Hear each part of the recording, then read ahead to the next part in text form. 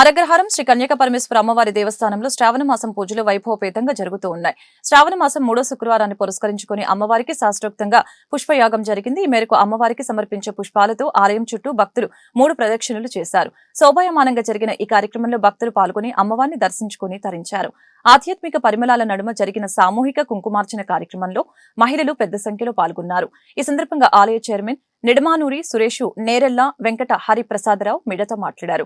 ప్రతి సంవత్సరం శ్రీ కన్యకా పరమేశ్వరి అమ్మవారి దేవస్థానంలో శ్రావణ మాస పూజలు ఘనంగా జరుగుతాయని చెప్పారు.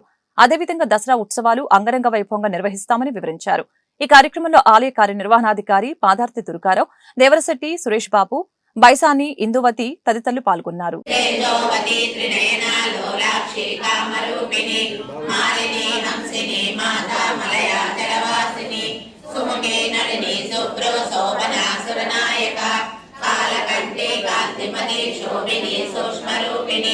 వజ్రేశ్వరి వామదేవి వయోవస్థా వివర్జిత సిద్ధేశ్వరి సిద్ధ విద్యా సిద్ధ మాతా యశస్విని విశుద్ధ చక్ర నిలయ రక్తవర్ణ త్రిలోచన. జయవాసవి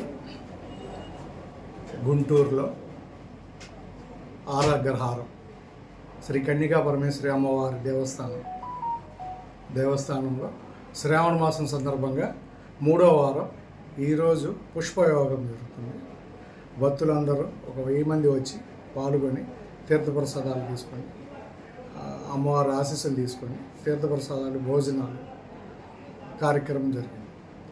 అదేవిధంగా దసరా నవరాత్రులు కూడా లాస్ట్ ఇయర్ కన్నా కూడా దానికి తగ్గట్టు దాని ధీటుగా ఆ పూజా కార్యక్రమాలు ఆ 9 రోజులు నవరాత్రి 9 రోజులు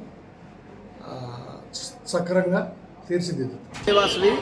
శ్రీ వాసవి కన్యకా పరమేశ్వరి దేవస్థానం ఆరగ్రహారం గుంటూరు ఈరోజు శ్రావణ మాసం సందర్భంగా 3వ శుక్రవారం రోజున అత్యధికంగా పుష్పయాగం జరుగుతుంది. కాబట్టి భక్తులందరూ వచ్చి అమ్మవారిని దర్శించుకొని తీర్థప్రసాదం సేకరించవలసిందిగా కోరుచున్నారు.